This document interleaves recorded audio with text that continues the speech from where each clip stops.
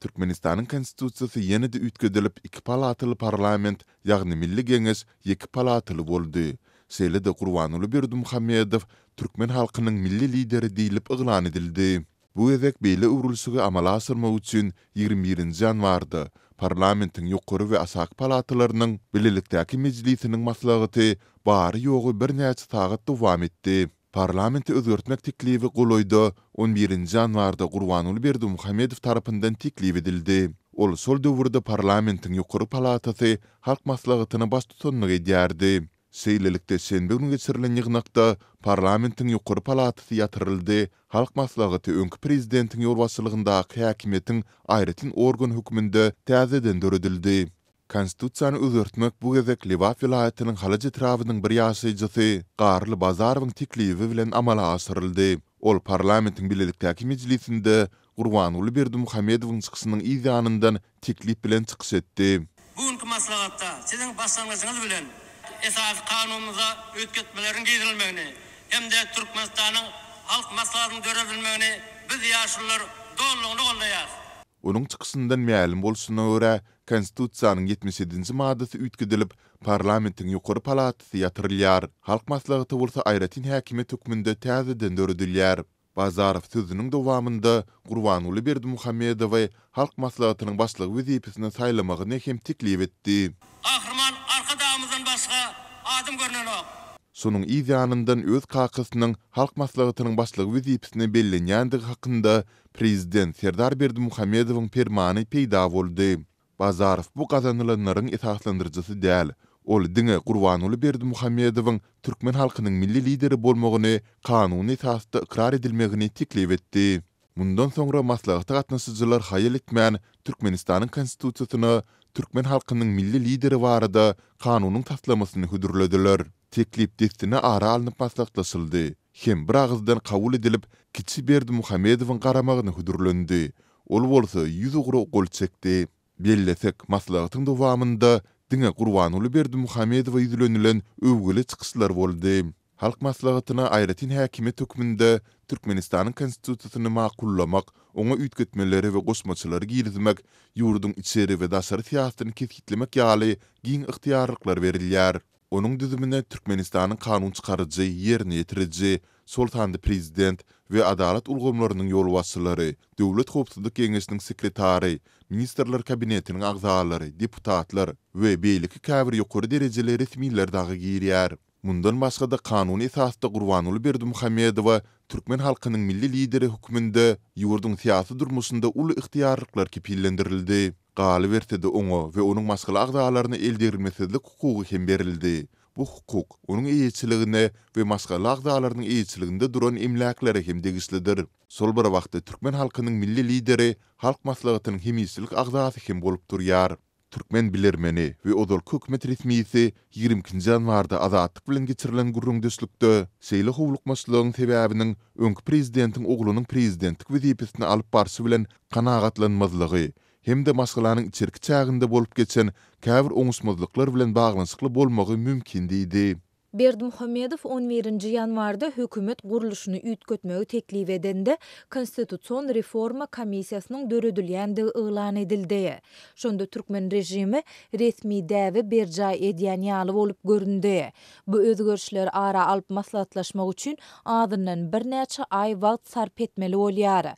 Ýöne Berdimuhammedow muňa wagt ýok diýen karara gelen bolsa gerek. Serdar Berdimuhammedow kakasynyň nukdaý nazaryndan diňe onuň garaýşy hem däl, ýolbaşçy wezipesine düýpden taýýar däl eken. Hut şonuň üçinem indi Serdar däldi, onuň kakasynyň ýolbaşçydygyny nygtamak üçin milli lider baradaky kanun kabul edildi. Döwleti dolandyrmakda tejribesizlikden başga-da Serdar maşgalanyň içindäki dawalaryň sebäpkäri bolandyr.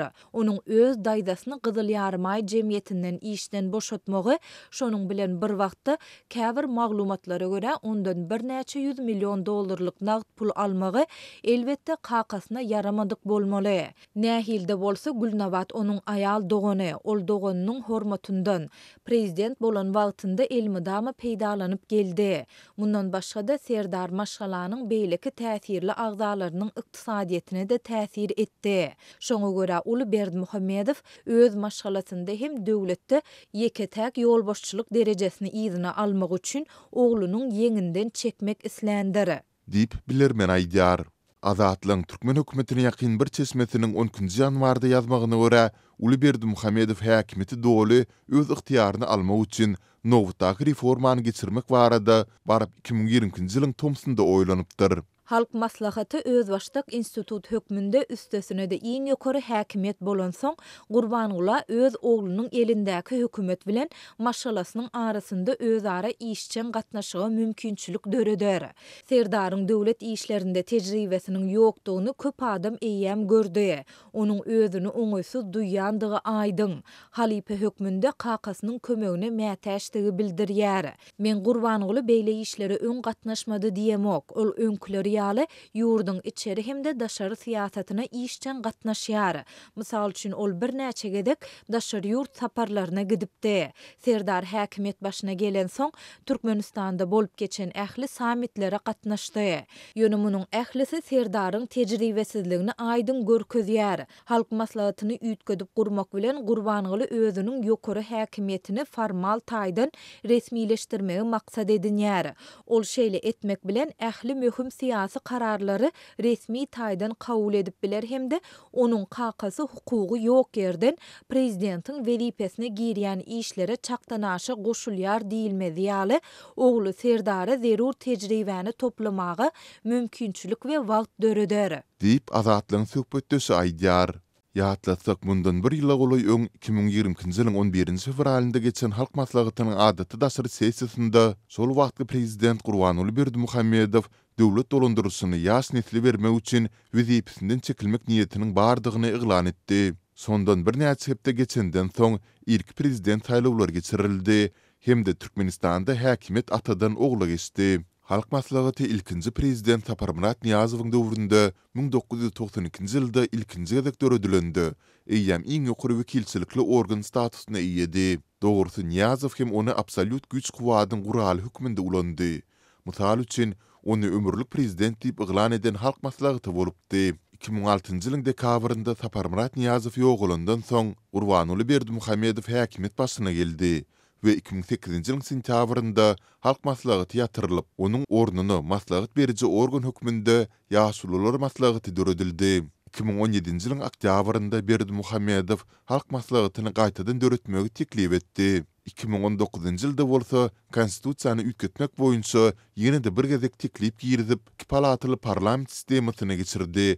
Hem halk maslahatyny parlamentiň ýokary palatasyna öwürdi. Gurbanuly Berdimuhammedow bu reformanyň zerurlygyny dünýädäki çalt üýtgeýän ykdysady we siýasy ýagdaý bilen düşündirdi. Bu çäherler 2020-nji ýylyň sentýabr aýynda tamamlandy.